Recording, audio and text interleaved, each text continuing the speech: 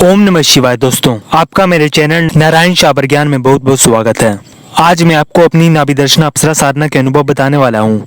मैंने इससे पहले भी एक पाठ बनाया है कि कैसे मैंने गुरु जी से अप्सरा की दीक्षा ली भी नहीं थी और मुझे अप्सरा ने अनुभव देने शुरू कर दिए थे। आप में से काफी लोग ये पूछते हैं कि आपके गुरु कौन है। अब देखिए, मेरे अब तक 26 गुरु रह चुके हैं। मैंने अनेक गुरुओं से कई प्रकार की सिद्धियों की जानकारी ली है। कई साधनाएं तो ऐसी है जिनकी मैंने गुरु दीक्षा ले रखी है। मेरे पास मंत्र भी है, विधि भी है, लेकिन मैं उन्हें आज तक कर नहीं पाया हूँ क्योंकि मेरे पास समय थोड़ा कम है। उन सभी साधनाओं को पूरा करने में शायद मुझे 2-3 साल का समय लग सकता है और मैं कोशिश करूंगा कि पहले कोई भी मंत्र का प्रयोग खुद करके देखूं, फिर आपको बताऊं। 108 अप्सराओं के मंत्र पाने के लिए मुझे बहुत घूमना नहीं पड़ा, क्योंकि अगर आपको एक भी शक्ति प्राप्त हो जाती है तो वो आपकी बाकी साधनाओं में भी मदद करती है। लेकिन अब कृपा करके कोई ये ना पूछे कि कौन सी शक्ति है, क्योंकि मुझे ये बताने की जरूरत भी नहीं है और आज्ञा भी नहीं है। अब मैं आपको नाभिदर्शना अप्सरा के आगे का अनुभव बताता हूँ। मैंने पिछली वीडियो में बताया था कि मैंने अप्सरा साधना शुरू भी नहीं की थी, लेकिन अप्सरा ने मुझे अनुभव देने शुरू कर दिए थे।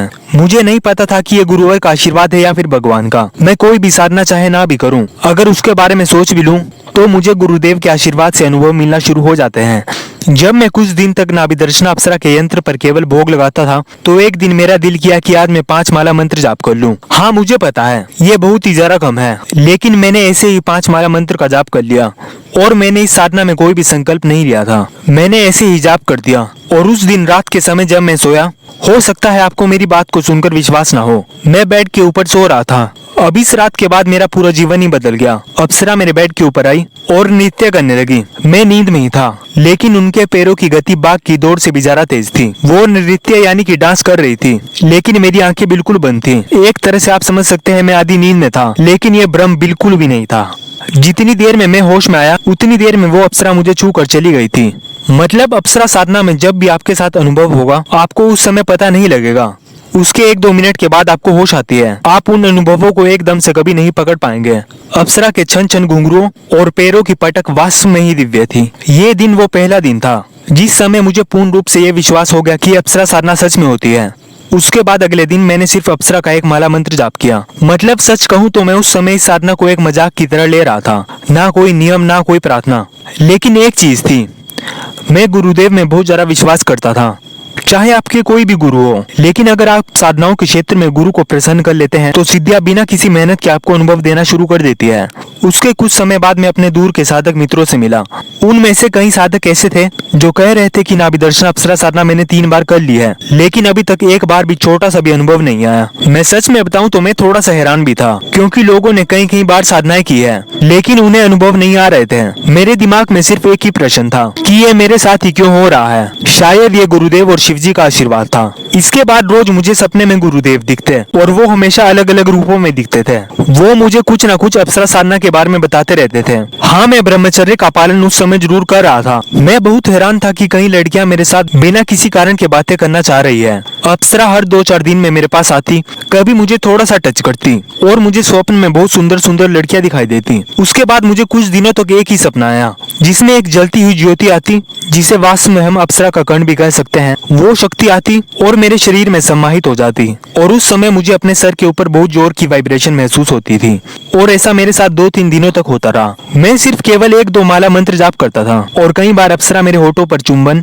यानी कि इंग्लिश में कहूँ तो किस भी कर देती थी। और मैं आपको सच बता दूं, जितने कोमल गुलाब के फूल होते हैं उससे भी 1000 गुना कोमल उनका स्पर्श था। अब इसे सुन के ये मत सोचने लग जाना कि अप्सरा साधना संभोग की साधना है या साधना से हमें ये मिलेगा या वो मिलेगा। जो इस साधना के बारे में ऐसा सोचते हैं उन्हें ही साधना में अनुभव नहीं होते हैं। मैं सिर्फ उन्हें बिना किसी वासना के प्यार करता था। इसी कारण से शायद नाभिदर्शना अप्सरा मुझ पर प्रसन्न होती थी। लेकिन एक दिन मेरे दिमाग में पता नहीं क्या आया, मैं सुबह से उठा और मुझे रोज के रोज कुछ न कुछ अप्सरा के अनुभव आते ही थे और मेरे दिमाग में ये बात आ गई कि ये अप्सरा साधना तो शायद बहुत ही ज्यादा आसान साधना है। इसे तो मैं 11 दिन में भी सिद्ध कर सकता हूँ। शायद इनकी सिद्धि तो मुझे बहुत जल्दी प्राप्त हो जाएगी। बस उसी समय मेरे दिमाग में मन में थोड़ा सा अहंकार पैदा हो गया और शायद मेरा ऐसा सोचना बिल्कुल ही गलत था, क्योंकि वो अप्सरा सबको ऐसे अनुभव नहीं देती थी। वो मेरे प्रेम के कारण और गुरुदेव के आशीर्वाद के कारण ही वो रोज मेरे पास आती थी। हाँ, मैंने उन्हें कभी देखा नहीं था। मतलब आप ये बिल्कुल मत सोचें कि मैं उन्हें देखता था और वो रोज आती थी। ये सभी अनुभव अप्सरा रात के समय में ज्यादा देती थी और जब भी मैं उठ के उन्हें देखता था तब तक वो अदृश्य हो जाती थी। लेकिन जिस दिन मेरे अंदर अहंकार आया उसी दिन से अप्सरा साधना में मुझे अनुभव आने ही बंद हो गए। एक तरह से कहूँ तो नाभि दर्शन अप्सरा मुझसे नाराज हो गई। मैं आपको सब सच इसलिए बता रहा हूँ क्योंकि वो साधना क्षेत्र में मेरा शुरुआत का समय था और जो भी मैंने गलतियाँ की थी मैं उन्हें नहीं छुपाना चाहता। मैं यह नहीं चाहता कि मैं आपकी नजरों में महान बनूं। मैं तो खुद का सिर्फ इतना कार्य समझता हूँ कि आपको बिल्कुल सच सच बताऊं ताकि आप इन गलतियों से सीख सकें। इसके बाद तो मैं नाभि दर्शन अप्सरा का रोज मंत्र जाप करता था लेकिन मुझे कोई भी अनुभव नहीं आते थे। तब मुझे वास्तव में कुछ दिनों के बाद समझ में आया कि मुझसे बहुत बड़ी गलती हो गई है। अब इसके बाद मैंने नाभि दर्शन अप्सरा की साधना कैसे की और आगे क्या हुआ ये मैं आपको नाभि दर्शन अप्सरा साधना के अगले भाग में बताऊंगा। और अगला भाग इस साधना के अनुभवों का आखिरी भाग होगा। जब मैंने अप्सरा साधना की दीक्षा ली थी और जब ये अनुभव होने बंद हुए थे ये पूरा समय लगभग 2-3 महीने का था।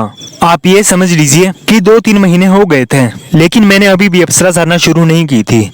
अब इसके बाद मैंने क्या क्या किया ये मैं आपको नाभि दर्शन अप्सरा साधना के अगले भाग में बताऊंगा। अगर आप चाहते हैं कि आपको मैं अपनी बाकी अप्सरा साधना के अनुभव भी बताऊं तो आप वीडियो को लाइक कर सकते हैं और मेरी आपसे छोटी सी रिक्वेस्ट है कि प्लीज चैनल को सब्सक्राइब कर लीजिए ताकि आपको इसी प्रकार की जानकारी और भी मिलती रहे। अभी के लिए आप सभी मेरे साथ कहिए ओम नमः शिवाय।